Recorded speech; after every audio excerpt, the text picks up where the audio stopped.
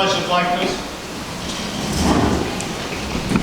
Pledge allegiance to the flag of the United States of America, to the republic for which it stands, one nation, under God, indivisible, with liberty and justice for all.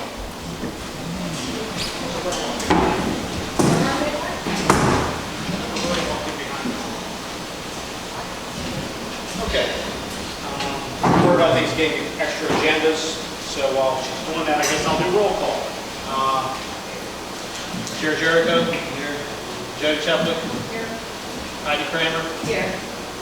Nancy Ellis? Yes, here. Janine Motiki in the other room on her way in. Frank Matera? Here. And Mary Brown? Here. Okay. We're going to move a couple small things so we can start, because Janine's still making some copies for everyone for the meeting, make sure everyone knows what we got here. Sure. Yeah, let's go ahead. Okay. Let's go, just for the sake of kind of moving things along, let's go with, if anyone has any agenda, any public discussion on any agenda items, first of all. Do you have anybody for that? I'll take that as a no. Okay, we're going to go to public comment on any non-agenda items. I know, Mike, you said you had something you want to talk about, so why don't you come on up this way?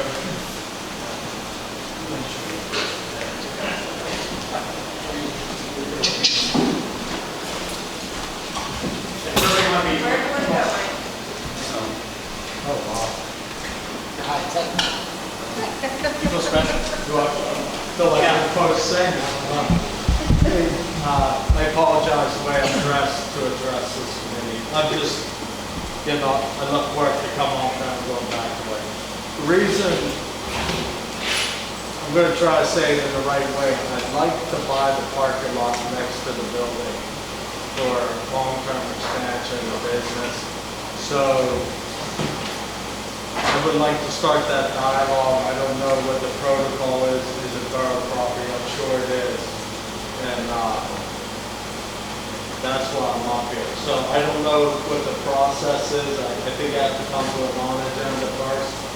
And then I don't know what the process is. Steve, I'm assuming we'd have to get an appraised value first. We would, And then, we could do that by motion to engage a professional to come up with a appraised value. and we could do that before we even get into the point if we're going to sell it or not, to see if it's even worthwhile. I'm assuming do it that way. Once we find out the appraised value, then we talk to Mike and we can actually vote on it at that point in time. Is that right? And there's things that have to, I'm sorry.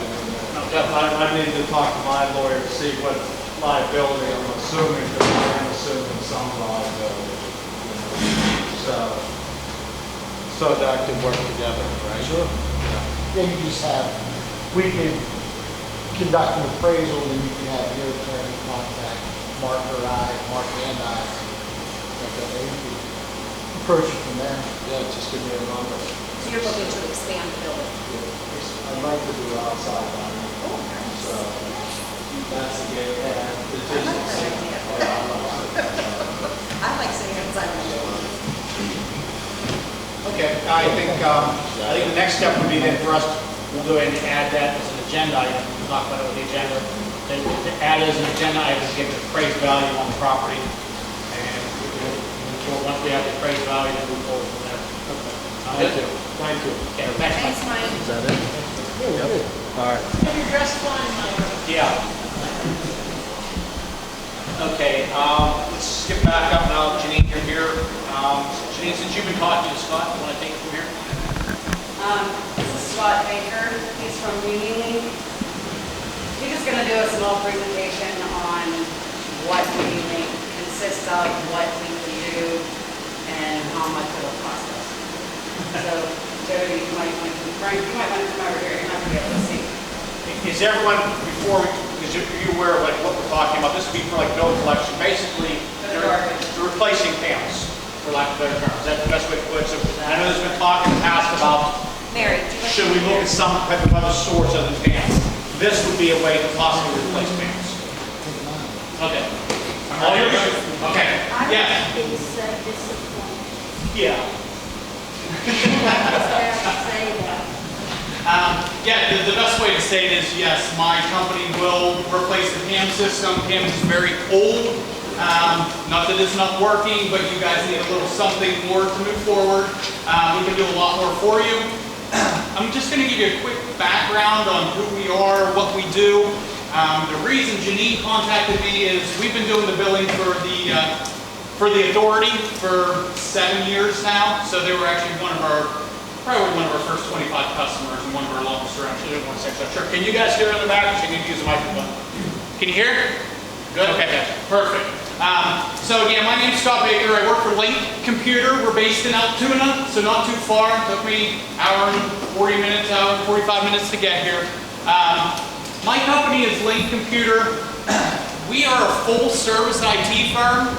So what that means to you guys and all of our end users is we knew how to build software. A lot of our business right now also comes from selling hardware. But we've been writing custom packages, custom software packages for many different industries for almost 45 years, okay? So what had happened was we had several of our customers in the municipal industry come to us about 10 years ago now and ask us to help them write a new billing package, because what they had, a couple of them were very similar to the PAM system. The city of Altoona, a couple of the people are in and around the Johnstown area, Monroeville, they all came to us. We wrote the package, sat down with them, took about 1.5 years to kind of figure out the industry, what the municipal industry needed in terms of garbage, in terms of sewer, water, all those types of things. So the city of Altoona was our first customer. They've been running about 10 years. You can see here on this slide, for you guys who can't see, did you give them a packet, Janine, with this? Council has. Okay, so all these big development partners we have, they're actually pretty big. They have 10,000 customers and above. But the bulk of our customer base coming now, which we're hoping to get 400 live customers by the end of this year, generally lies anywhere between 1,000 customers and 6,000 customers. That's where the municipal industry lies. We service everybody that does garbage only. A lot of our customers do different kinds of billing, whether it comes to sewer, water, garbage, recycling, those types of things. Okay, so we have a very broad spectrum of who bills and what they bill for. You can see we actually went national about 4 years ago. This slide's a little bit outdated. We're kind of scattered all through the Midwest there now, all in through here. And again, we're looking to get about 400 customers by the end of this year. So a couple of real benefits of moving from an older system in PAMS to a truly cloud-based system like Unilink. One is your hardware costs. I know I talked to Marion, I talked to Janine a bunch of times.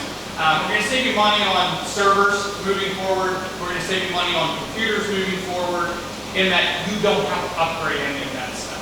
When you're truly cloud-based, we're going to take care of all your storage for you, which means at the very least, you're going to be able to downgrade what you guys have now. Okay, does that make sense? So long-term solution, you're going to save literally thousands of dollars moving forward, especially when it comes to your server space. Okay, that's what we do. We also have a lot of different services built into just our billing. So we do more than just manage your billing, manage your databases. We also provide, probably what's most important to you guys is we provide data protection. I've sold this entire package as a data protection plan, and that you guys right now host everything locally. Are you the solicitor? Yes. Okay, so you'll get this. Because usually this will be a question come from you eventually. So we host everything in the cloud. We use Amazon Web Services. So they're the largest third-party provider in the country. We've used them for probably about 8 or 10 years in existence. We moved to them because they're just better than everyone else. Okay? So what we did was we wanted a truly cloud-based solution. Remember, we've been doing custom packages for 45 years. So we had the wherewithal on how to build security into our system. But we also knew that we were going to have someone host it, so we needed them to have their layers and tiers of security built into theirs.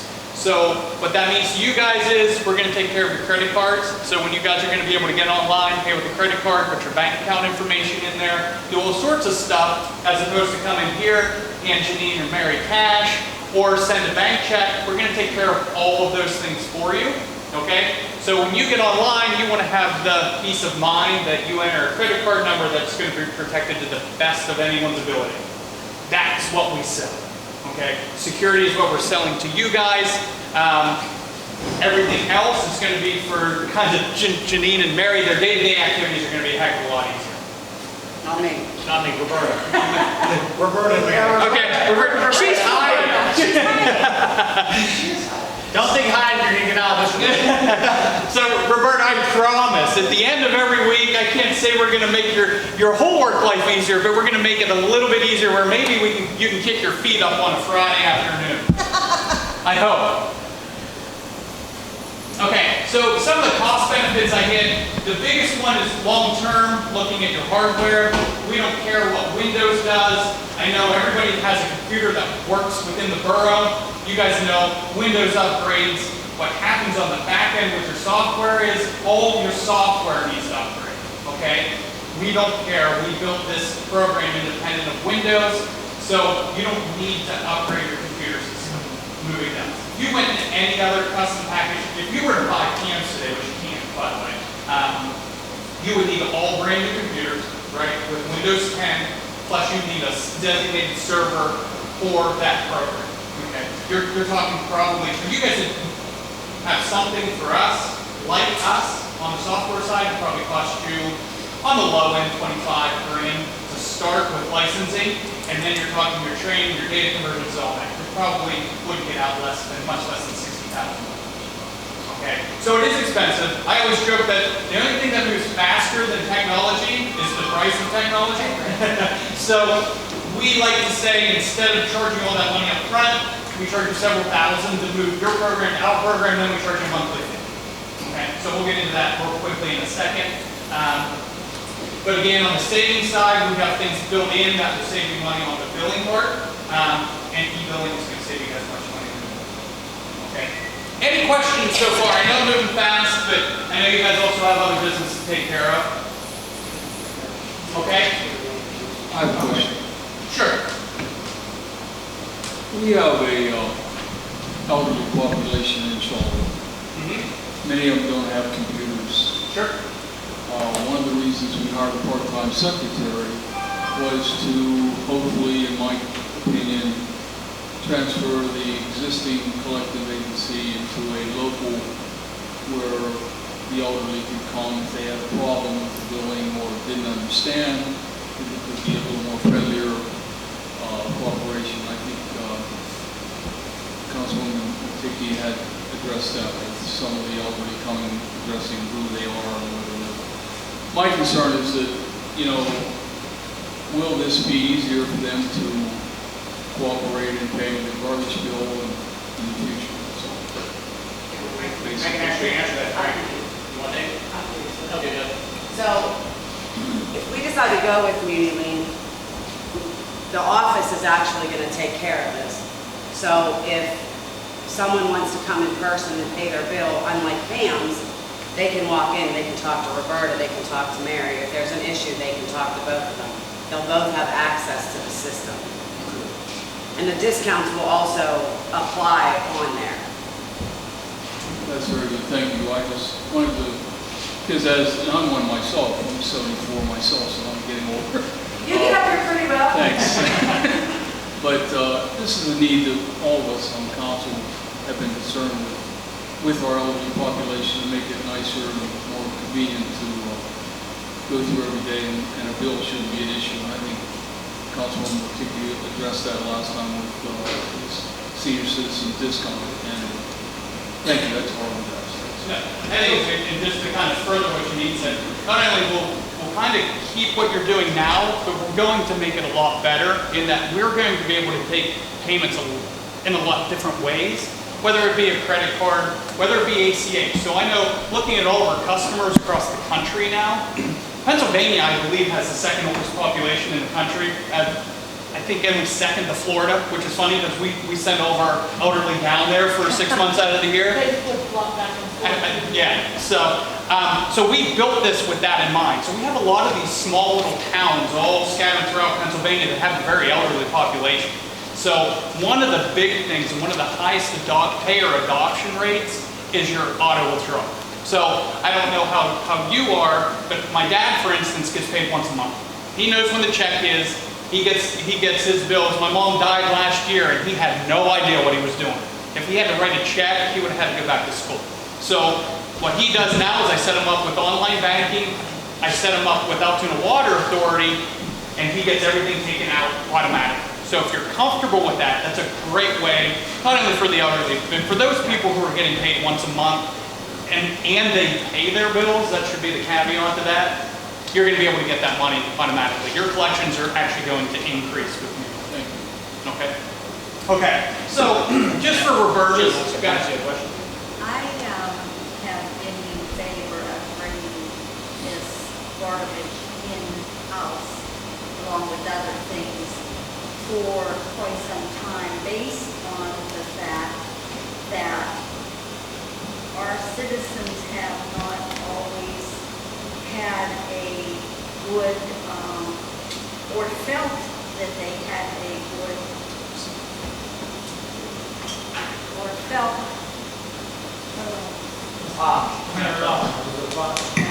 sorry, thank you. Or felt that they had a good rapport and response from Pam's. And I think bringing this in-house would be a plus for our citizens, and that's very important to me. So I think this is a move in the right direction should we go with this. Thank you, Nancy. I agree 100%. Little biased, I mean, I'm a sales guy. What am I going to say? Nancy is a plant. She now works for Lake Computer. Okay, so these next slides are just kind of pictures of actually what Roberta's going to be looking at. I'm not sure what the PAMS looks like. We've taken it in the past with a couple different people in the area. I believe Latrobe may have been one back in the day.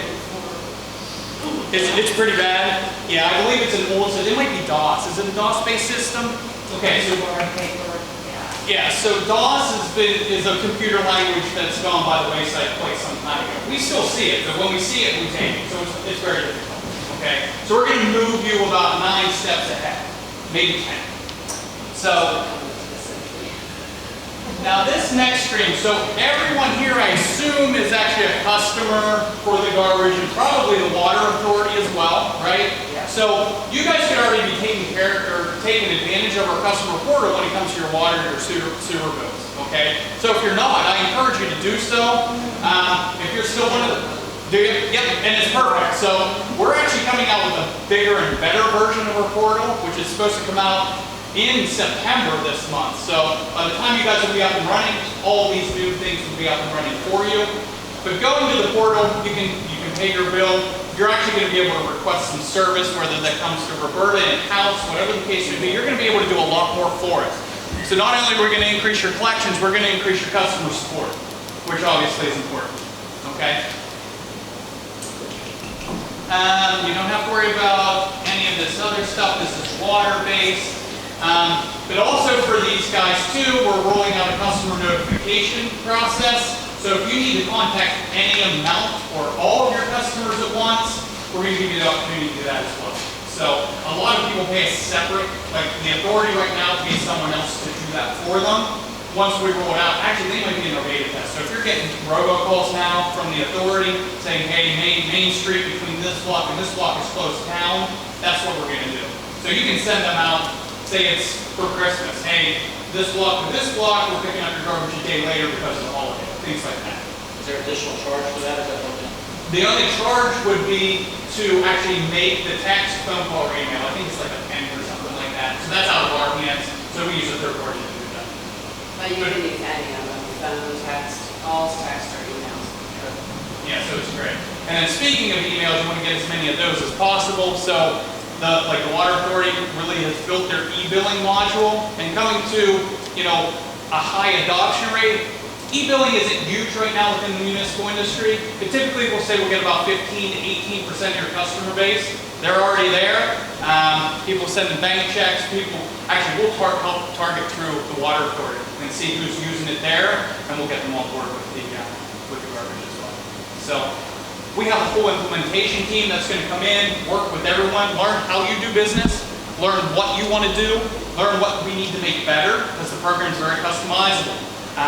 So we have like a 22-page questionnaire that will hit all of you guys on. Roberta, whatever you hate doing, make sure you tell those people, because they'll make it better for you. I promise, that's what we do. So you're saying that we would have the option of doing, if a customer would rather have e-billing instead of paper bill? Yep, yep, and you can do both as well. It doesn't make a whole lot of sense. Right, but I was Ours, saying, we do e-bills with the water authority. Yeah, right. yeah, because for the water authority, they save about 65 cents for every bill you don't send. So if you guys are sending out roughly 2,000 bills, you're at 15%. That's a nice chunk to kind of kick back Actually, all and my get. bills are set up e-bills. Yeah, I don't get anything in the morning. so we have a lot of different ways to go. You bet, go ahead. You mean services? Yes, yeah. We're signing up for garbage. You guys can add services as you go. I don't know who's doing stormwater. Stormwater is a big thing now.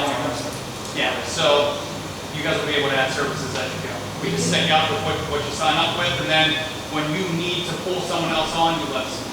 We can also do past dues, like the garbage bills that are past due, the storm drain that's still owed to us, that we haven't collected, that can all go in there too. Yeah, so it's going to grow with you, and the benefit of being truly cloud-based is we only have one program. So you're actually using the exact same program that the authority would be using, except your data's in a different place within the info. Okay? So everyone in this building right now can have a username and password to get into the system, but it's very granular on what we can do. Roberta might be the super user, what we call. She can do everything in the system. Janine can go in and kind of be the supervisor of everything and correct or change according to whatever you tell us to set it up as. Okay, so it's very granular of what everyone can do. A lot of times we have council members set up. They can view only reporting. We'll do all the reporting for you and things like that. So it's a really cool system in that everybody can do something in it. So it's a whole different avenue with it, because I've seen our fire chief sitting back and remind me, they do a lot of mailers. But again, if people would want to get for solicitations, would we be able to work with them if they want to send something out with an email for people for donations? What we could do, and it's a good question. So remember, we don't send any bills for you. We just we process the bills, we calculate the bills, and then you guys print and mail out a tax. So what you could do for the fire chief, say you were targeting a certain area of the borough, okay? So you could create a list in Munilink. You could create a letter within Munilink, but we couldn't technically send it out. You'd have to still farm that out to be printed and sent. Yeah, they don't do those.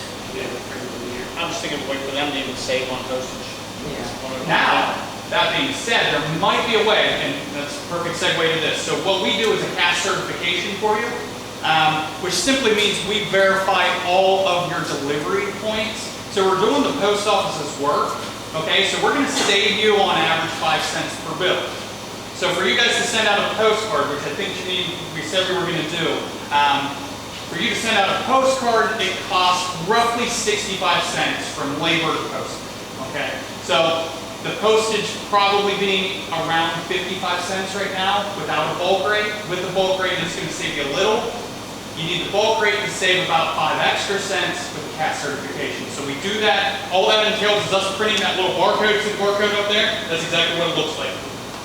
So when you guys get bulk mail, you know, mostly, let's say magazines and things like that, it has that barcode on it. We print it. We do all the certification in-house and out to them. We just send these as a form. You don't even need it. But it's there in case it goes out the test. Okay. Excuse me. Yeah. You said about reporting, you will be doing more reporting. Did I understand you correctly? I'm sorry, what was the question? Use your microphone. Oh, yeah, keep forgetting this one. I believe you said something about you would be doing our reporting. Me and this thing don't get I along. think you're on now. Okay, I believe you said that something about you would be doing our reporting for us. Yeah, we have a whole part of Munilink that does your reporting. So what we'll do during your implementation process, whatever you guys have report-wise, That's one of the questions we'll say, show us all the reports that you guys use now. It could be a simple financial report that you run for this meeting. We'll do it for you. Actually, we'll have it already because every one of our customers, remember, we have one program. So every customer that we bring on, and remember, we're going to be pushing 400. Every customer we bring on, we say, give us all your reports. If we don't have it done, we're going to write it so you guys have it day one, and that's no extra charge. So we have a whole report section within Unilink, and everybody who signed in, Roberta might have her favorites list, so she doesn't even have to search it.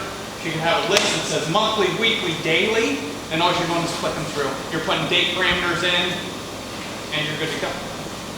So technically we don't do the reporting, it's already in there. Does that make sense? Okay. Thank you. Okay. That's pretty much this little slideshow. Does anybody have any questions? I'm just going to tell you quickly what this thing costs. Questions? Okay. All right. So what we do, we have a one-time fee of $8,000. That's all we charge you. That's one time. That's to make your PM system, for lack of a better phrase, into Unilink. So we take all the data that you have. Addresses, names, dates, everything involved with a particular client at this point in time, we move forward into Unilink, okay?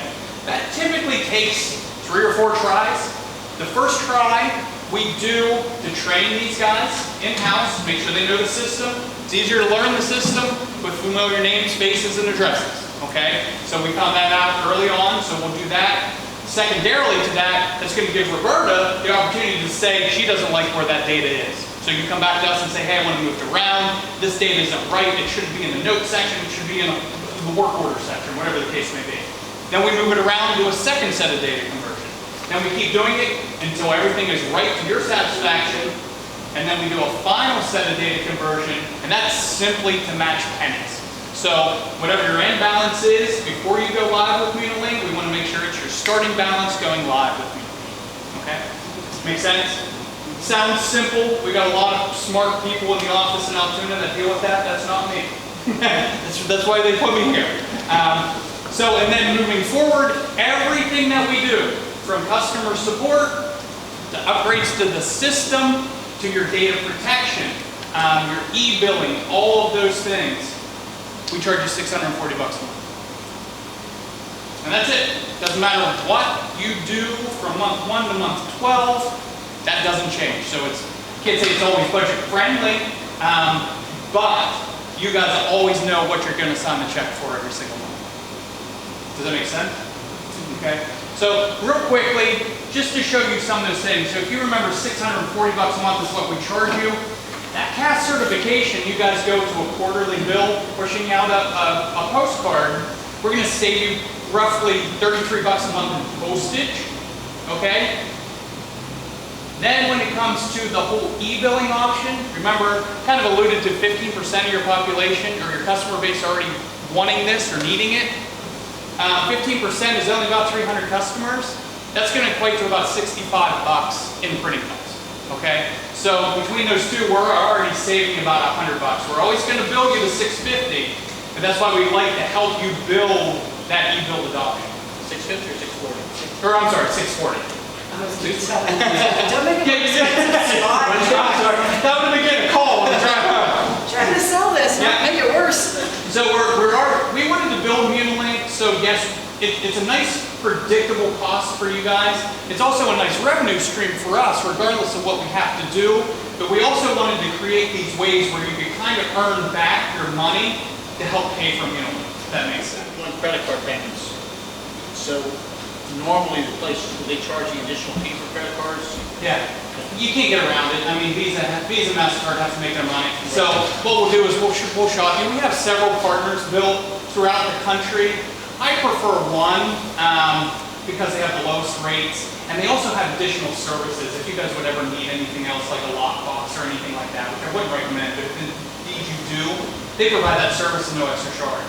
So I think there's usually a percent or a minimum, say it's $250 per 100 or 2.45%. I guess more my question would be, your past experience, has the whatever borough or municipality or authority, are they eating that charge, or are they passing it Oh, on? no, they're passing it on. I don't. I mean, I think from the retail standpoint, we can't pass it on. Right. So it was differently. Yeah, yeah, so the whole municipal industry had a real fight with Visa, especially Visa back in the day where Visa wasn't even taking part because of the whole convenience fee thing. Right. But that's all been figured out, so I can't even think of a customer I have that absorbs that fee anymore. There were a couple that start, but remember, we're giving you a lot of choices.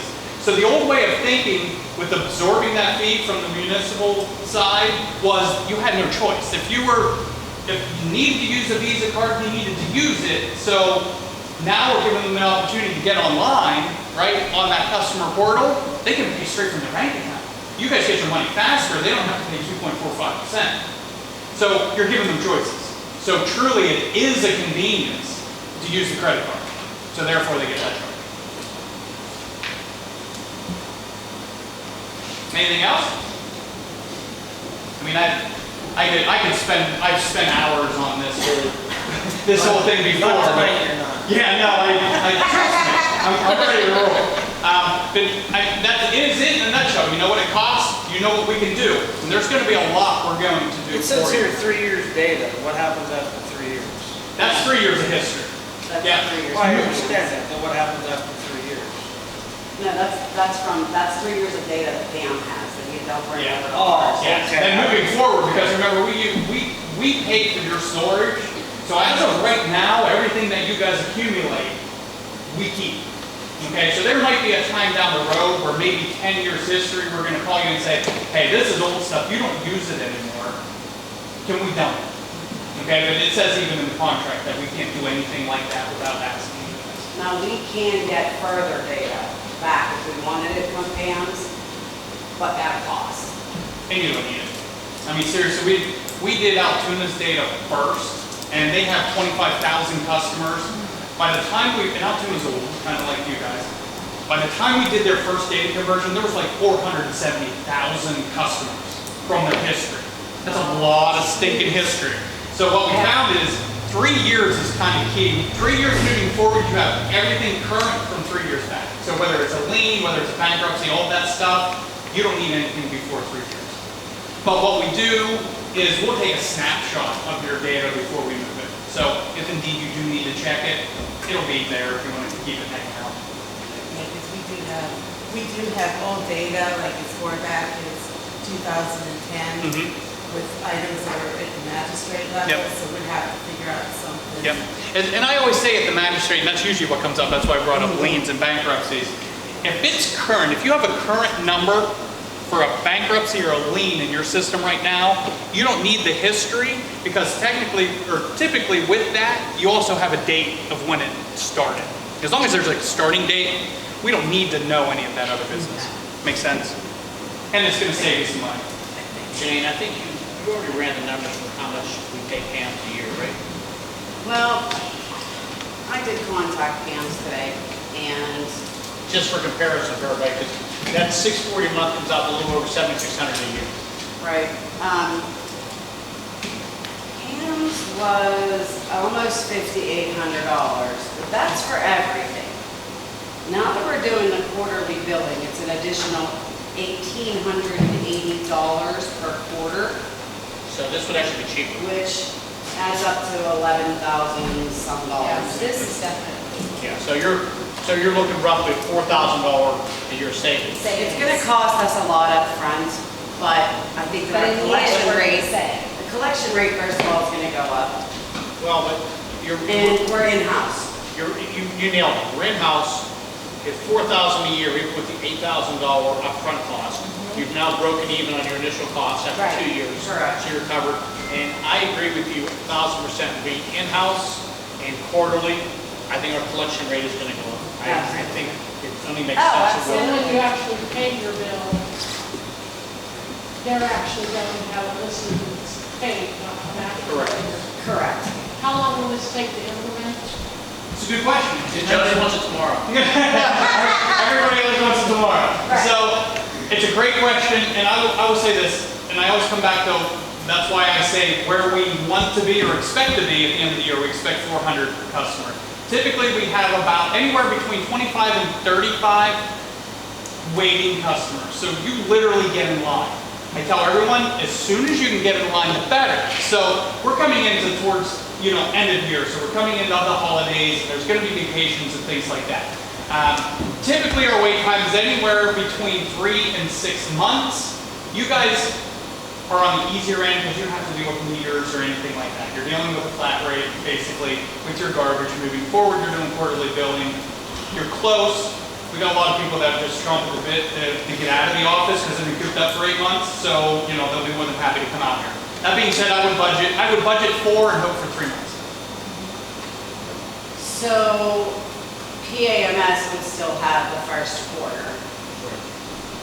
So that puts us right into the next quarter, well before they bill. And that would be perfect, because now it's an easy, smooth transition, because now we're looking at 2021. So instead of if it is 3 months, and if we would approve it, at our meeting, next week, that gives that time period. So now, we're not looking at dealing with 2 different companies in 2021, which obviously is going to make things easier on the office. Absolutely. And it's a great point. Right now, we are getting busier because people are thinking the same thing. When it comes, especially when it comes to the accounting side, they want to start fresh with the new program. If you're going calendar year versus fiscal. All right, my question is, you said it could take up to 6 months. Yep. Let me finish. Whoa, can we take up to 6 months to pay the $8,000? Oh, sir, Jared. No, that was a great point. I will tell you this. That $8,000 is for work that's different than what we do on the billing side. The monthly fee is different than the $8,000. So the $8,000, remember, is for your training, your data conversion, basically, all the data conversions we do. We do charge in 2, so we'll have 2 separate charges for that $8,000. Not that they're going to be 6 months apart, they're probably going to be 2 months apart. But the first one comes, say you guys approve this next week, right? Janine sends me to sign a contract, you are officially on my install list, okay? So you'll get a call within 2 weeks from my boss, walk you through and answer some questions. Generally within 2 or 3 weeks after that, you have your implementation team scheduled to meet with you for that, we call it an implementation meeting, okay? So we start walking you through, learning what you guys need to do and want to do, okay? When we do your first set of data conversion, and we schedule your training, we send you your first bill, because your data conversion is what sucks up most of that $8,000. Okay? When you are done with your training and you're ready to go live, we charge you the second $4,000 because we do a lot of data conversions in between. Does that make sense? So you're saying in 2 payments, we can make it in 2 payments? Yes. Yes. I'm not a big fan of paying somebody the full amount till it's done. I'm with you. Yeah, I'm with you. Yeah. So one in the beginning, one in the middle. Yeah. So, and that's why we don't charge.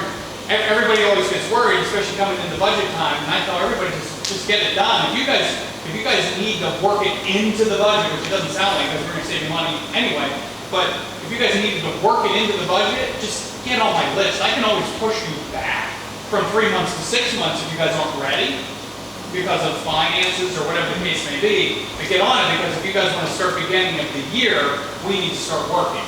So we charge you for the work we do at the time. So that's a great point. We don't charge you until we're doing work. Good job, Jared. Nice job, Jared. See, that's another point. You and Nancy are crushing it tonight. Anything else? So how much shall we turn it up here? Just a little bit. So it's going to cost us $8,000 to get on a program and wait 4 to 6 months to get on the system. Is that correct? Now we're going to charge you $8,000 to turn your existing system into ours. Then we're going to charge you $640 a month once we start doing that end of the work. So that's what I just explained to Jerry here. So what happens is the $8,000 is to do a separate set of work. So we have to take all of your data that's here on your server, computers, wherever you guys have it stored. We have to take that, okay? Then we have to turn it into Munich, into our system. That's a lot of work. As a matter of fact, the $8,000, if you were to look at a competitive model, which actually I think I have one here. So if you were to look at a competitive model, kind of, I can't say like Hams, because Hams is darn old. Let's see where my thing is. I didn't have one here because you weren't looking at one. So Frank, you could pay a lot more up front, and then why we went to this cloud base, because we didn't want to get into the argument like you're saying. We don't want to charge you for 3 license deal, right? For $28,000. Then charge you an additional $8,000 to $10,000 to do your data conversion and training. So essentially, we don't deal with that licensing stuff because it's unlimited. Anybody can jump on this as long as you give them permission, right? Unlimited licensing.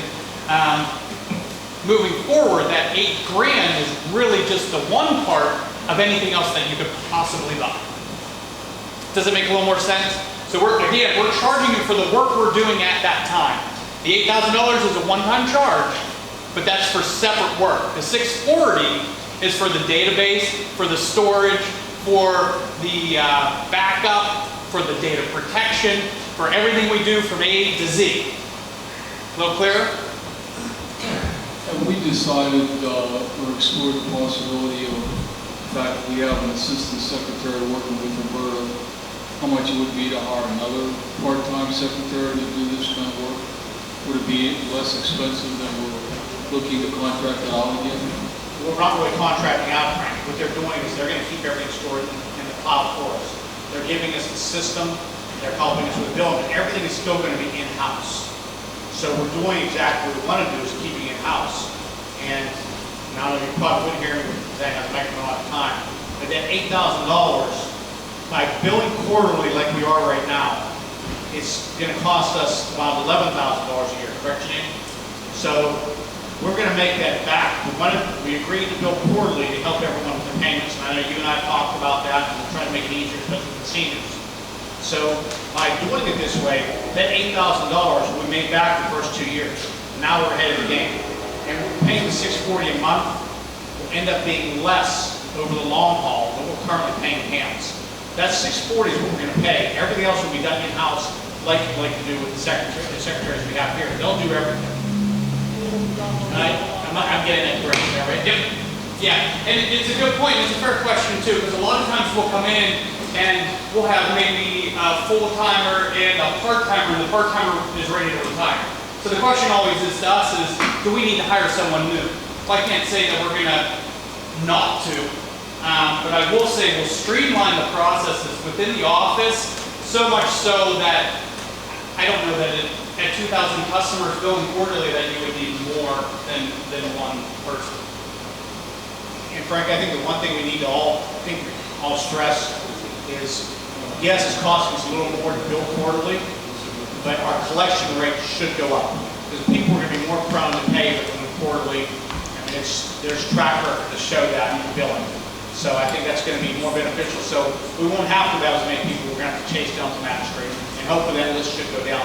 It seems normal. Well, in all actuality, we wouldn't need to hire somebody else because Mary takes care of all the lien letters and all that stuff now with the garbage. So, I mean, if we really needed to, all we have to do is up her hours, and if it became that we needed somebody full-time, she's already here, and she already knows what she's doing.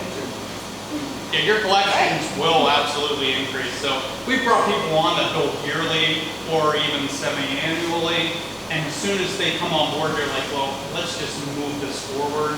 They either go to a quarterly or even a bi-monthly, whatever the case may be. Most of our garbage customers do a quarterly, just because it's easier to swallow for your customers. So anecdotally, your revenues will be better because you're collecting more often, but your collections will increase too because it's an easier bill to swallow. Go ahead, Nancy.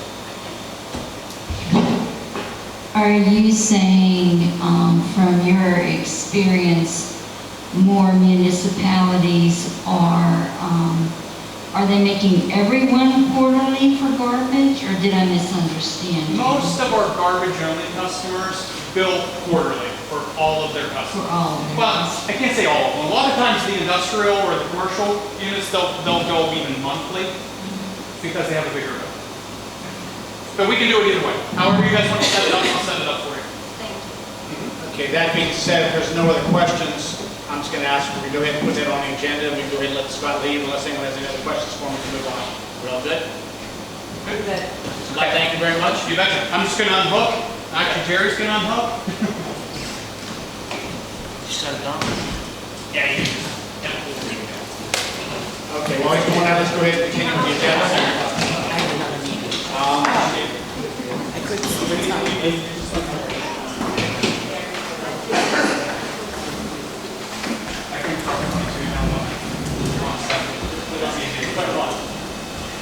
Hello? So Nancy has one more question. Scott, Yes. excuse me. So you're saying, in regards to Frank's question, you also stated, if I understood you correctly, that by streamlining everything, we might not even need to make someone else full-time, is that correct? From my experience, that's what we do. Okay. I If just you have a wanted to- full-timer, and I don't know what Mary or Roberta, if they're full-time, part-time, but I think Janine made a good point.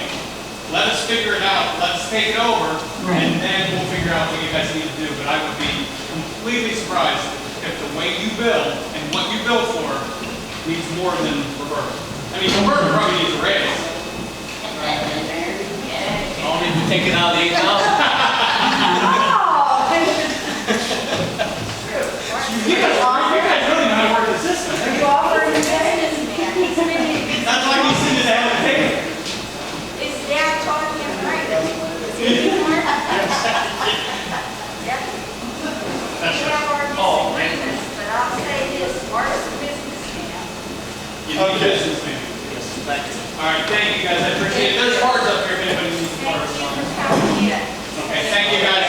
Have a good night. Right, go ahead. If I forgot anything, send it to me. Bye-bye. Thank you. Okay, next item is the garbage resolution. No. Steve? Garbage resolution.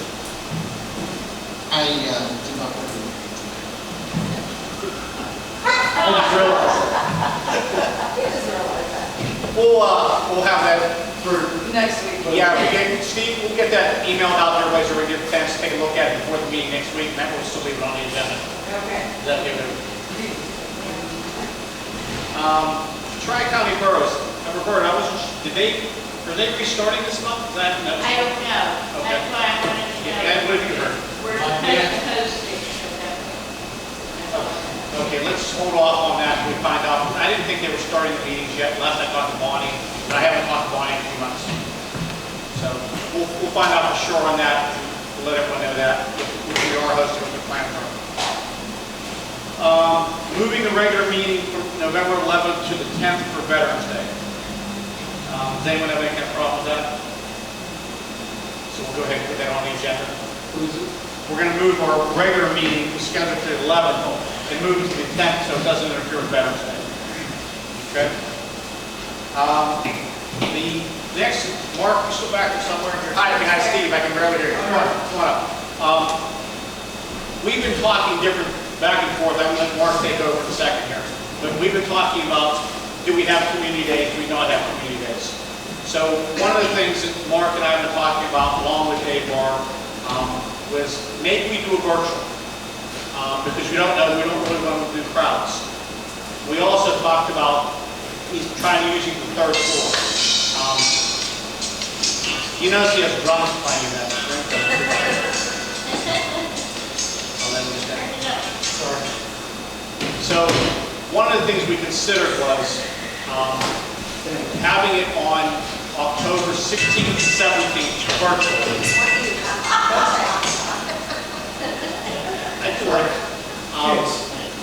The thought was we have different bands. Dave Mark's band, which is different from the bands Mark has with the big band and with the Twin Coaches band.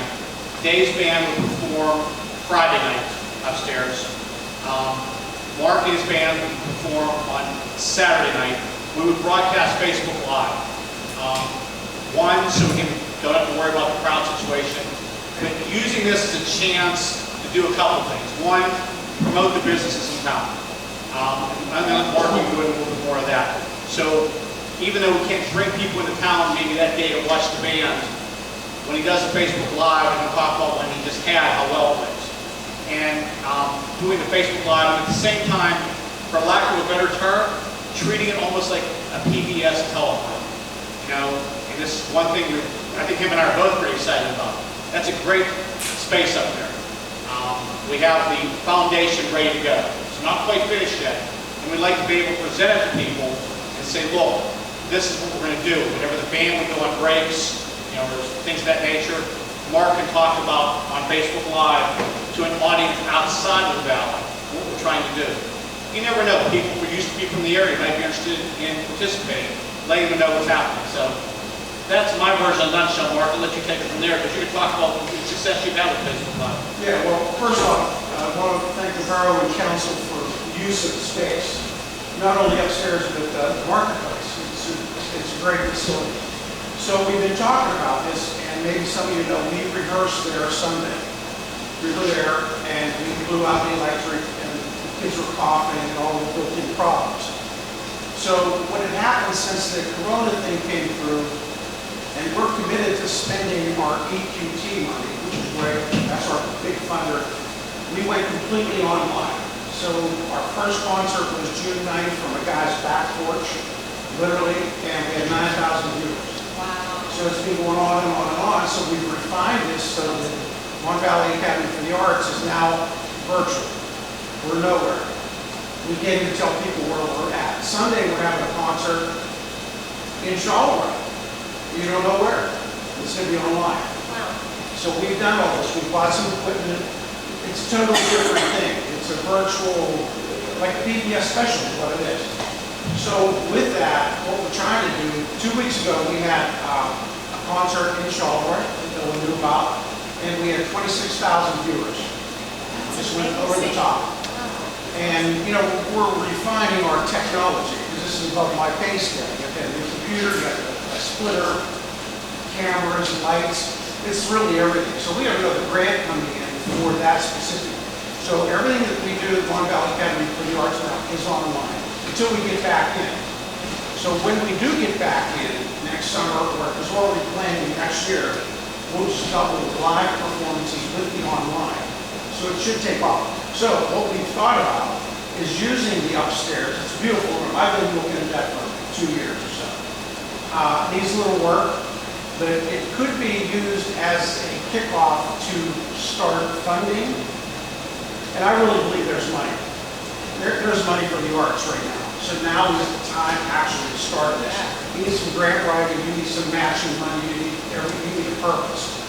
So with that, in 6 weeks, we have a scheduled concert, bought and paid for. It might be at my house. I don't know where, but it might be your house. You know, it could be upstairs.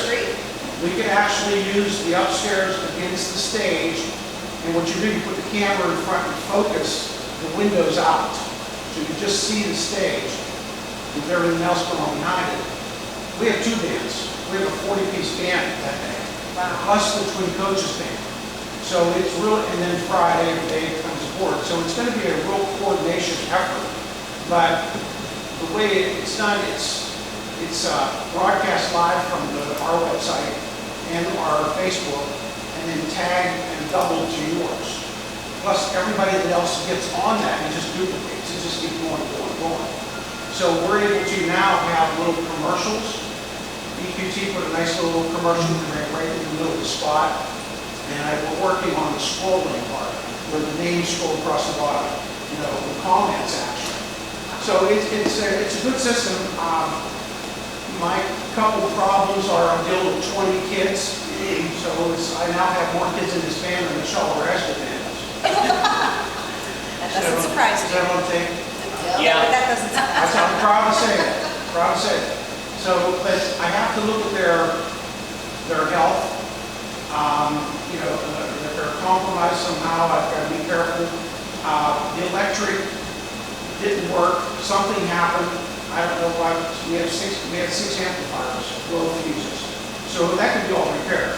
And then the one thing, Mark, that we didn't talk about is we have to have internet capability.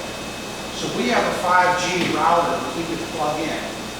That would give us the power. So we could do that if the borough didn't have it. It's just a quarter, basically.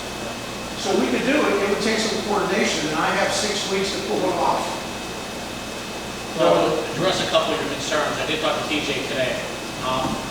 There is a lot of dust up there, and I was concerned with, because he sees no problem, because we're far enough out, getting guys up there to be able to clean it, take care of that. He was not overly concerned with the electric either. He actually thinks possibly a sub-panel, he thinks he'd be able to handle. If not, there's a couple of electricians I can talk to, even just to give him guidance. So honestly, I don't think those two concerns should hold us back from doing it. And the thing that I'm most excited about, and I'm going to speak for Mark too, because we've talked about this at length numerous times, is the potential of that road. And I think that's what we really want to stress, and that's why we want to have it there, because we want people to see the potential of being there. And with the band playing and Mark talking while it's going on and explain to people the potential there, quite honestly, I think we'll be able to sell it, and I think we'll be able to really encourage people how much can be done there. We have something great here. Most of us in this room, Frank, you're probably one of the older ones, old enough in this room to remember the Cougar Canteen and all that stuff, but you remember how the stuff was used up there. And I'm not trying to live in the past when I say that, but I think we have something that we're not taking advantage of. And the nice thing about doing this virtually is we can get our businesses involved locally and promote them and basically say, look, this is what we're working on. Oh, by the way, Charleroi is open for business and we're here for you. And I think that's really the approach we take. And I think we really need to, instead of doing the same old entire thing where we have a band on the street, we get the same people, we need to think outside the box right now, more than ever. I mean, this is the time to reach out. He's getting 26,000 people. I'll guarantee those people aren't all from the valley. You're getting people from across this country. Maybe some of them used to live here that may say, hey, you know what? I remember that. I'd like to see what I can do to help Charleroi remodel it. I'm pretty excited about it. We had 2 people from Japan from Nessa. How they connected, I have no idea. They're in Japan, but they're from Nessa. So I think you're right. You have to have a model.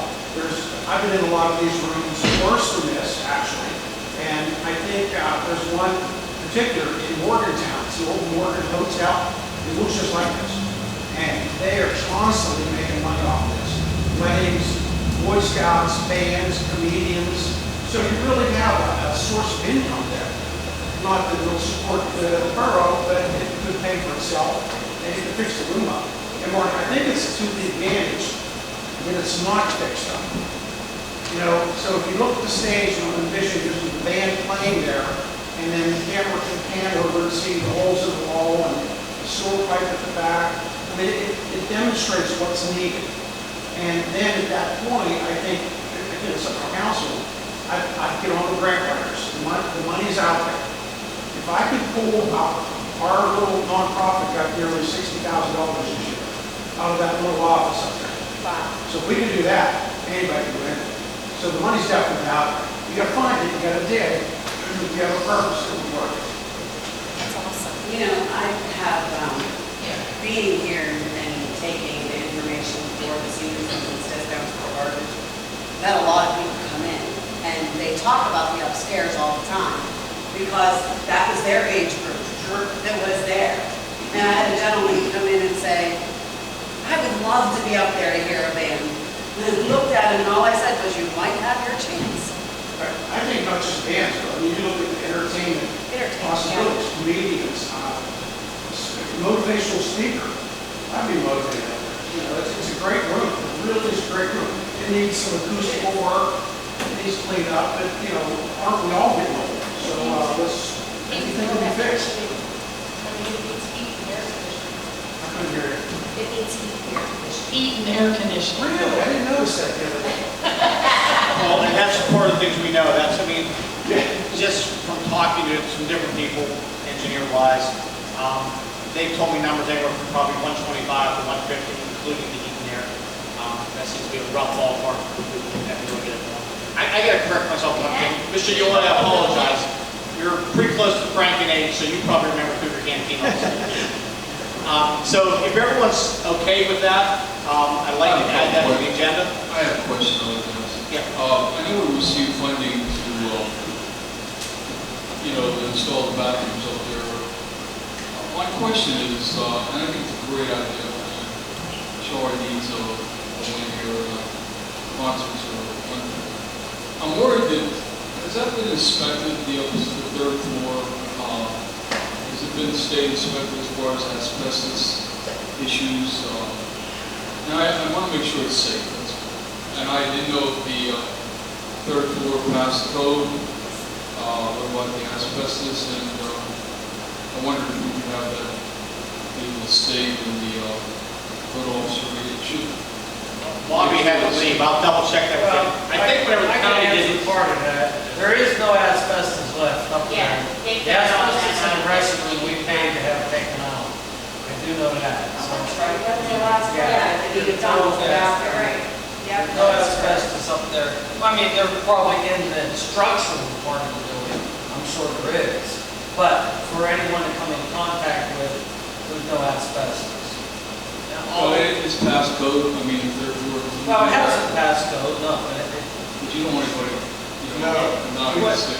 what they wanted was they wanted an answer system up there. They wanted fireproof, and it's not fireproof. That's, And those are the kind of things we would look at trying to do for this grant. Great idea. Yeah, I gotta watch the little kids, you're right. I mean, that's important. I can't sell my wares in a room that, you know, there's a problem, possible problem, and that was even brought up. You know, these young kids and their parents are, they're a little aware of this. So, well, the thing is, we have to make sure, like, the steps got stuff on it. You have to make sure everything, you got emergency access out of there. And we all know there's no heat, no air. I want to say the electric's redone also. Yeah, there's a little bit. I want to say the electric, we But paid. they made a whole room around that door. Yeah, there's, electrics should be no problem. well, I don't know, I'm not an electrician, I was told there must be power service. But I don't know what that means. We had the same gear. You say when you lost your power, it was up there? Yeah, we had the same, we didn't lose power, breaker didn't go, the amps went. So whatever came through the system didn't blow the breaker, because there's a GFI on it, but it did blow the speed. Oh, I can tell you, and that may have happened because if you remember years ago, Nancy, they were trying to do a fundraiser, and I plugged into the old coil down here, I was playing music. Next thing I knew, it fried my system. Yeah. I don't know what happened, it fried the. And it can be fixed, you know, it's just a matter of finding out what it was, what it is. And those things are the kind of things we'll look at before. The one question, Steve, as far as insurance, because there's it's not just this band, Dave's band, so how, they'd have to name us on their insurances? I think simply what they would have to do is provide us with a copy of the certificate of insurance from their policy, just listing us as additional insurance. Yeah, we did that, like we did that. Okay. Now, We have it. but we wouldn't have it for Dave's band, though. So that would be separate. Yeah, that wouldn't cover them. Our liability just covers the captain insurance. So then the follow-up question of that, Steve, if it is community days and a borough event, would that Dave's band be automatically covered under the borough policy then? That's a question for our insurance company, but I think if we have a certificate from them, that would certainly assist in that regard. Okay, we're checking it out. Do you want a certificate, I'm not understanding what you're saying. Do you want a certificate from Dave's band also then? Yes. Yes, because the other would only cover everything in $1 cap. So, yeah, that's fine. So everyone's good with that. I'd like to add that to the agenda. That's, everyone's okay with that? Anyone have any other questions for Mark? I have one question. Can we use it if it's small?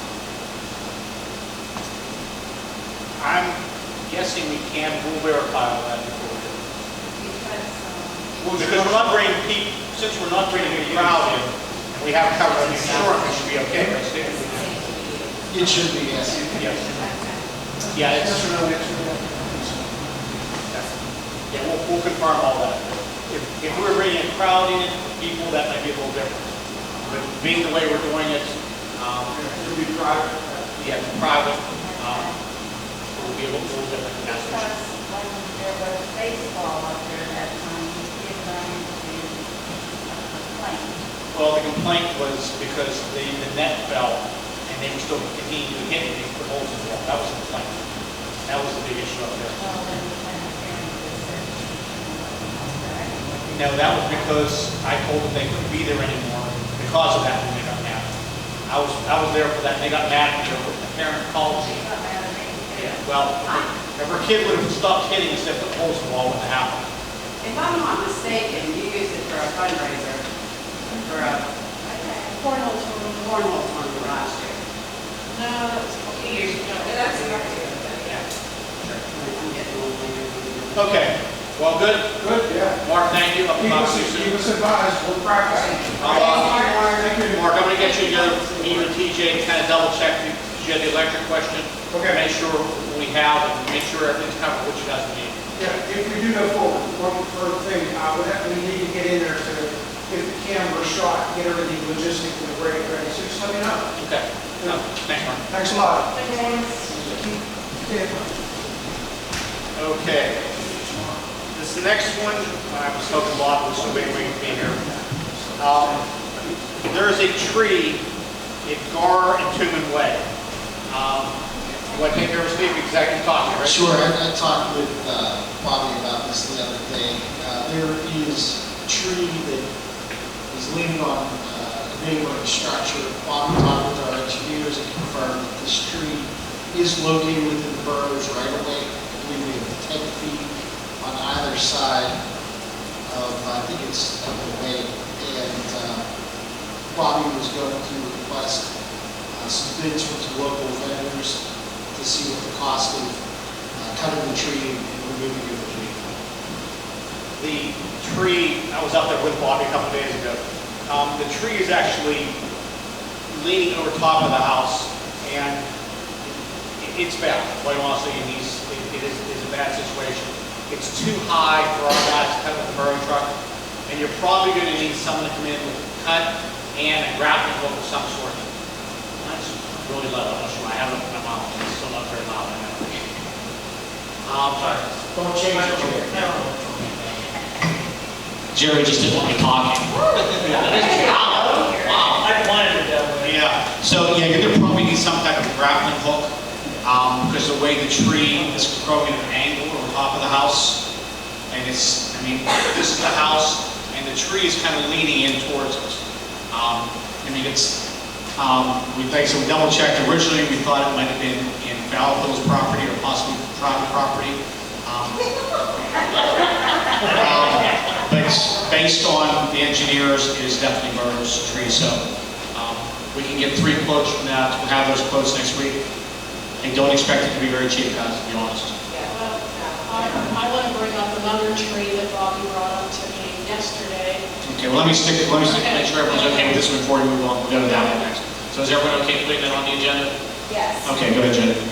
Right here at the corner of 4th and Washington, the tree, I mean, it's okay the way it's standing there, but the problem is, it's this far away from the fire hydrant. Bobby says you can't even use the one part of the fire hydrant because the tree is in the way. Okay, but that one's low enough that we can actually have our guys cut that one, though, right? Maybe. So we'll have our guys take a look at that It's first. the one right on the corner, right there. I mean, it's very easy to see. It's right next to the, Yeah, that would be probably easier for them, because the problem with them cutting this other one is if they cut it wrong, it falls and crushes the take out house. the house. There's nothing here that's going to hit, you know, there's no cars in the parking lot or whatever, there's no concern with that, so we'll have the guys. Maybe you have to shut the street down. Right. Okay, we'll have them, Nancy, you want to have them take a look at that? 1, 2, check, check. Okay. Okay. Okay, Okay. trick or treat. Do we want to wait? Do we want to talk about it now? Which thoughts? Oh, wait, it's September. Talk about it now. Yeah. Forgot what month it is. Thoughts? I mean, I think we talk about it now, but I still think we wait until October because, in my opinion, because we don't know what's going on. We really don't know what's going to happen. That's my concern. I don't want, and Janine, I know, I don't want to take one more thing away from the kids either. I'm 1,000% with you. But we also have to watch ourselves here. Well, So. things are I changing understand. on a daily basis. Yeah, you're right, everything changes on a daily basis. But, you know how I feel. These poor kids have been screwed out of everything, and to do it to them is just, give them some normalcy. There's not gonna be 250 kids in one spot at one time. Oh, Especially if you do it over an hour and a half span. 2 hours, no, but you knew I'm gonna throw that in there, because an hour, you're gonna have that. So, my vote is yes, have it, and my vote is an hour and a half, sorry, Mark. I did have a parent ask me about 2 weeks ago what we were intending to do, and I think I did mention that to you, Mark. So I'm just bringing it up that people are already asking. If you're a resident and you're not comfortable with having kids come to your house, then just don't turn your light on. Exactly. And you're gonna have that, you're gonna have people Absolutely. that are not gonna feel comfortable giving up, Yeah. and they're just not gonna turn their lights on. Well, I encourage people to go Yeah. to the curb. My wife, she goes out to the sidewalk. When we got the dog, we really don't want. Right. So she goes out and sits on the sidewalk. Just, And- I don't have a problem having it. Maybe not the downtown trick or treat, because that gets a little, Yeah, that's polluted there. I would say not the downtown. That residential. And I'm with Mark, 1 hour. Thank you, Jerry. You're with Mark, so I I'm saying our house, it'll be more spaced out. Right, it's too condensed in an hour. They're all gonna be rushing in. What? You can't do trick or treating in town. Thank you, Roberta. Thank you. Well, you know what? Run. Here's the thing. The houses that do give are so spaced out that you might come to my house, and then you have to walk a half a block to get to his house. And then Yeah. another half a block to get to her house, so. And it is bad up on the hill. It is bad on the hill. It's scary. Lincoln, my end of Lincoln, I'm lucky if I get 3 kids. Well, we get about 300 or more up there. 'cause I get 500. We do, well, that's because you're on the corner, you shouldn't live there. That's not your story, But And it's get the house hard. lights. It's just gonna condense them if we do an hour. Yeah. Even if it's an hour and a half. 2 hours is a little much, I get it. But, and we need to encourage people that are passing out to at least wear a mask and protect themselves. Okay, so I'm just looking, trying to get a calendar here to see when the 31st falls I this think year. it's Should just. fall on the weekend. I think all It falls on a Saturday this year. Yeah. all holidays are on the weekends this year. Every So we holiday. have it that day. just like we Let's do it face every it. time. Well, People that don't want to give, they don't put their lights on Yeah. anyway. There are people that do not put their lights on anyway. Exactly. So, What about the parade? I would say no. Yeah, I said no. well, they're actually having their firemen's meeting tonight, and they're discussing that. I talked to Bobby, so let me see what Bobby says. We'll put it on the agenda. Before we pick a date, I'd like to get the firemen on board also, because we need to resolve. Beginning of the year. What's that? The date was already picked in the beginning of the year. It's already all fixed. Yeah, On the it's first already, meeting. you put that on the calendar, remember? It is the 31st, correct, Roberta? We did. Halloween is 31st, and the parade was the 28th. It's always the last Wednesday. Right, but Bobby said they're gonna actually talk about their meeting tonight, they're still gonna have one. Right. So, yeah, but it'll still be the 28th. If we don't have trick or treat on the 31st and it's on a Saturday, we're gonna get crucified. Because everyone always complains, why don't you have it on the 31st? So now we have a chance, it's on a weekend, do it on the 31st. And a lot of the other communities do it on that day. So I So can't- that's a good thing. You win. Thank you. Okay, let's go back on the other side. Yeah, we'll double check to make sure as far as the parade, we'll be able to make that announcement next week too, depending on what the department decides. Okay, 1106 Lower Meadow, a non-paid stall. I believe I saw in there that TJ did approve that, is that right? Yes. Okay. Anyone have any question on that at all? No. Okay, 1200 Crest Avenue, also a non-paid stall. It's been approved. Yeah, that's approved too. Anyone have questions on that at all? No. Okay. Next, looks like we actually have an application for the planning commission. Patrick Higgins at 813 McCain. So we're going to put that on the agenda to approve that. Is anybody going? No. Probably a good thing. I was like, What's that? That's probably a good thing. he has a a middle school and a high school kid, where they possibly be two high school kids.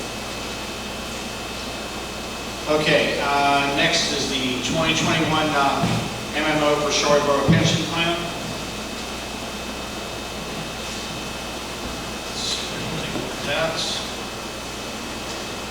That's pretty much Royal Place Steving. Is that all good there? Okay, Steve says it's good. Any questions on that? I'm sorry, Jerry. Yeah, the deceased people, should they still be on here? The what? Is- They're survivors. They have, because it doesn't say, like the one has survivor, but there is no survivor on Oh, it's on the. Angelo. Yeah. That's why though it's on there? Okay, I saw his name on there, and what is the question? Okay, next to be the borough manager position. Steve, you want to take this?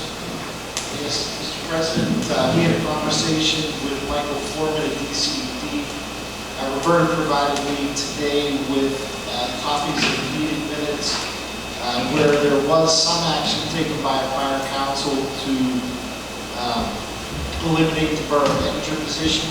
They did not, in fact, repeal the ordinance. So after discussions with Mr. Foreman, in order for us to continue the process for borough manager funding, we would need to adopt an ordinance repealing the prior and creating new duties and powers for the borough manager position. We'll also have to update the job description to match that. My recommendation is we can do the first reading of the ordinance next week, and then second reading, we can do the proper advertising, second reading in October, and that way we'd be available for potential funding as early as November, which would coincide with our budget process.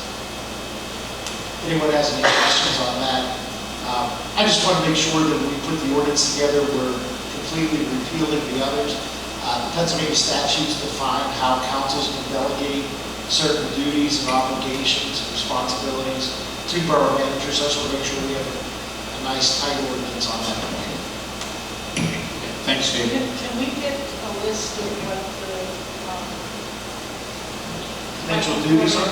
no, remember Mike, you told me what Michael Foreman said on the qualifications for our manager? Yes. Could we get a list of those? He'll provide that to us when we put together the job description.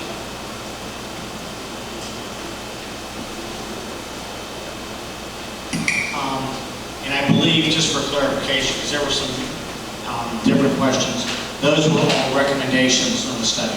They still have flexibility to alter as see fit. Is that correct, Steve?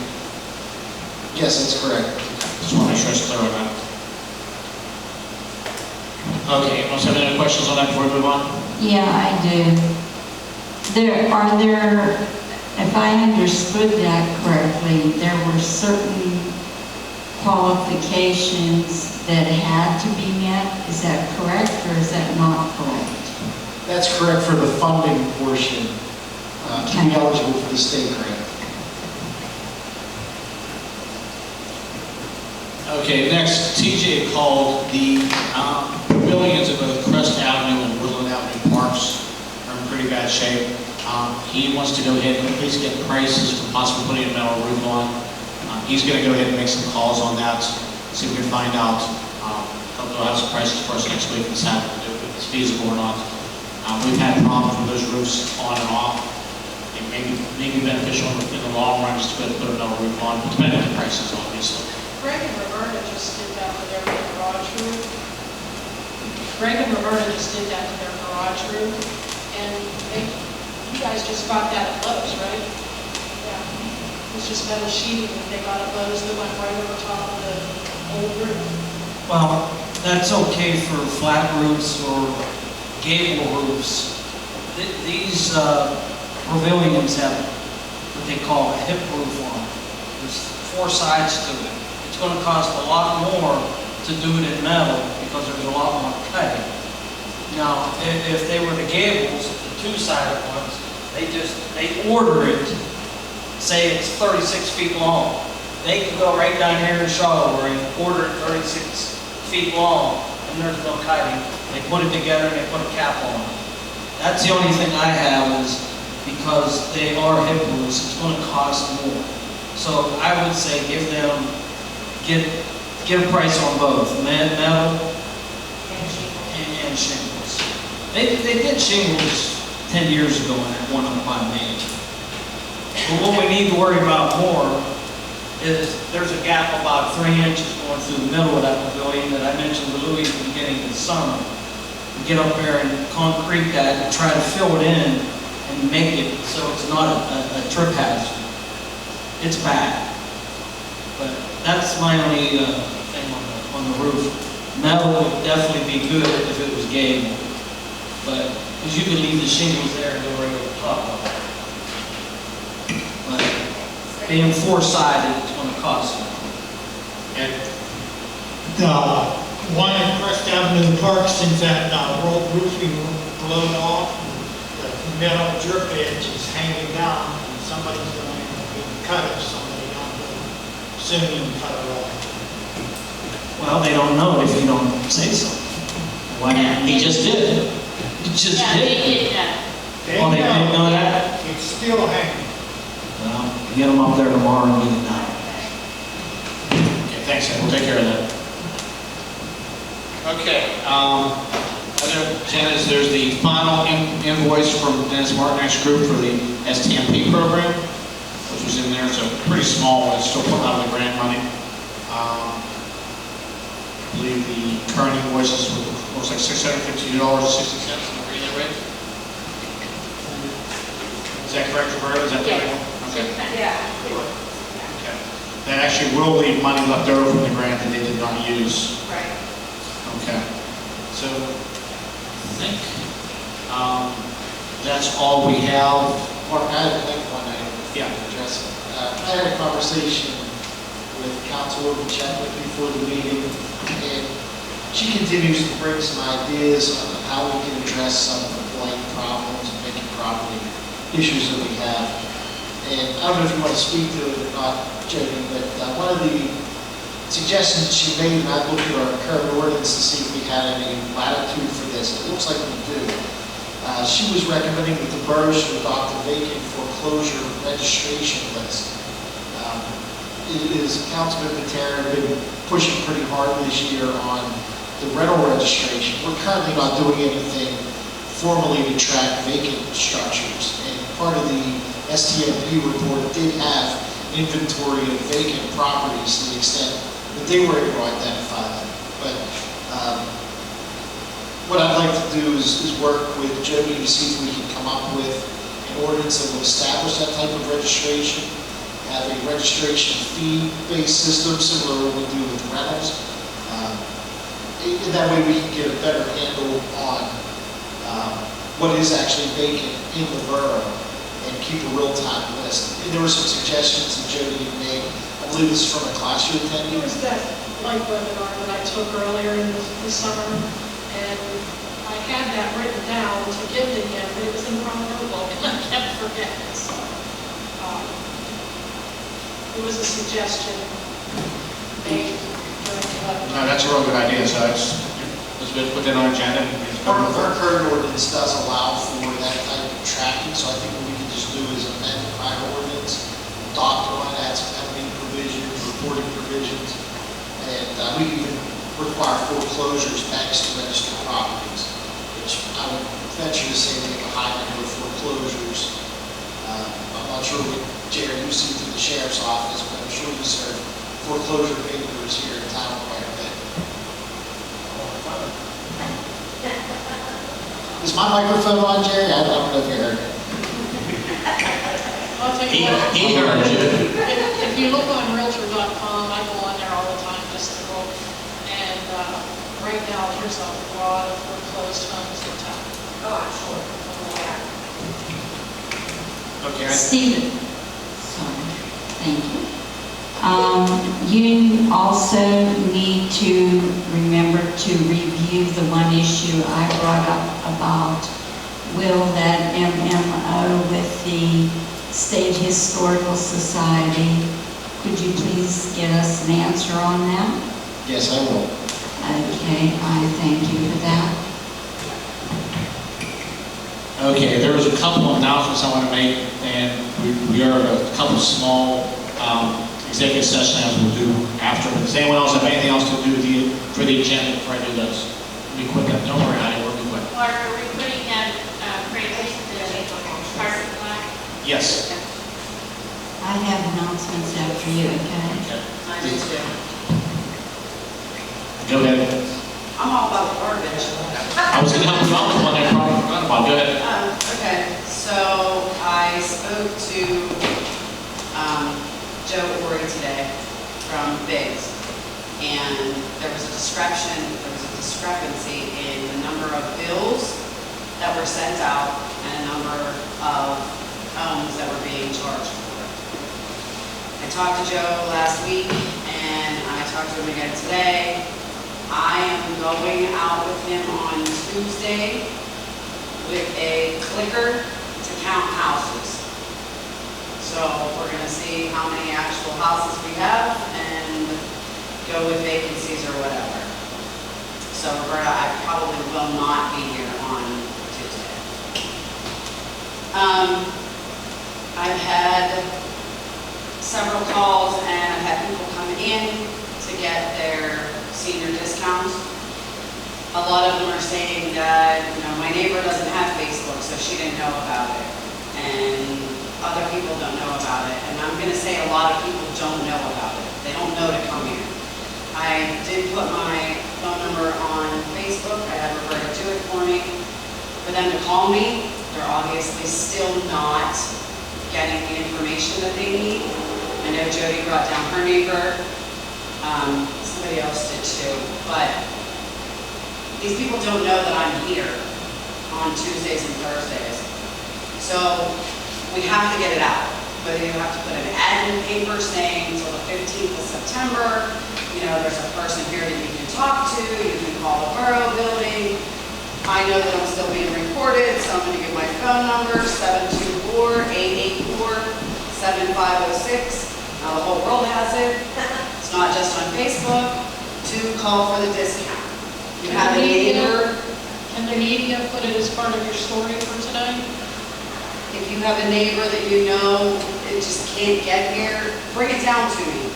Bring me their information. Call me with it. I've had a lot of calls, but it's not out there enough. It's age 63 and over would get a discount for their garbage. She's here Tuesdays and Thursdays, the 10th of what?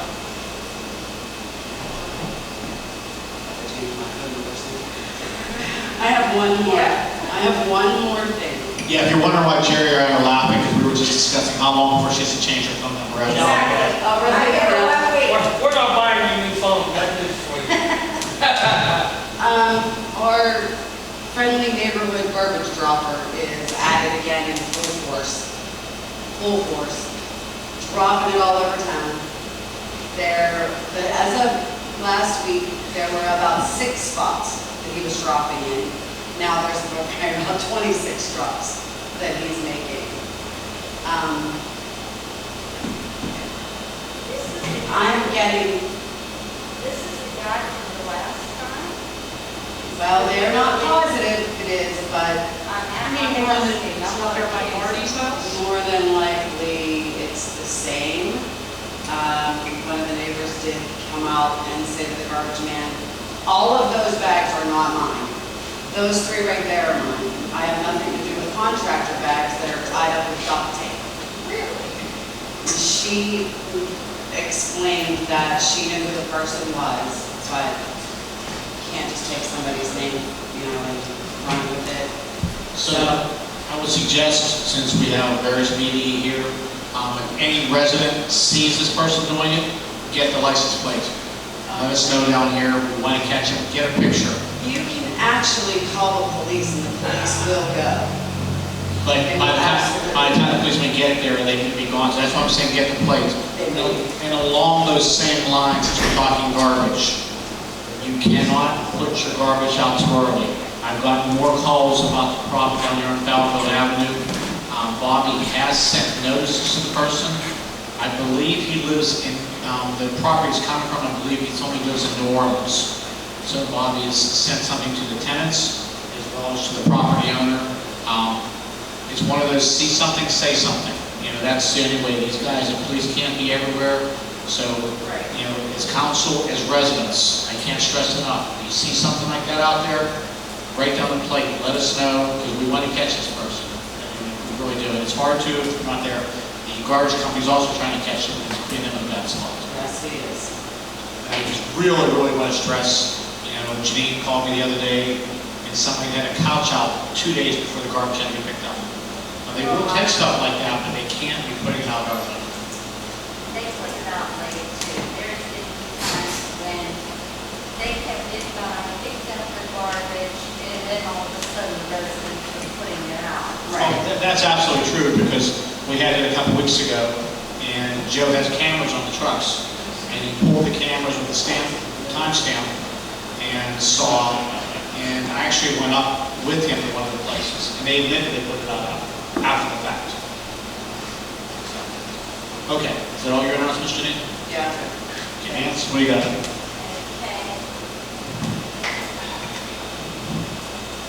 Today in the Valley Independent, thank you, Taylor, there was an article about the colony cats in Charleroi. They are being addressed. And we will have a full report on that for next week. So I do want to thank Taylor for that article and for the picture. It has been quite a lot of work for Dr. Faith Pajolabuk, and I would like the council next week to, if you would please, publicly thank her. If we would, please. Also, Best of the Best voting is going on for the Observer Reporter, and that will be placed on the borough Facebook page tomorrow. We have a lot of our businesses and restaurants that are in the running, so it would help if we all voted for them to get them on there. National Canine Day was yesterday, so big happy National Canine Day to Blitz, Charleroi Regional Police. And next week I intend to address the Hometown Hero Banner program. We will not totally discontinue the program, but there will be a change in it. Thank you. Okay, does anyone have anything else? That being said, we have to go to executive session on a potential litigation and a personnel matter. I want to go over real quick. So, I'm going to ask you guys to step out. And there's really nothing else we're going to vote on after all, so just so you know.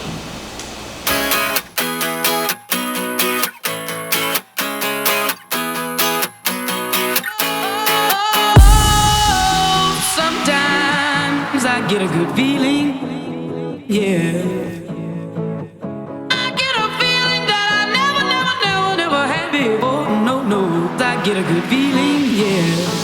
Oh, sometimes I get a good feeling.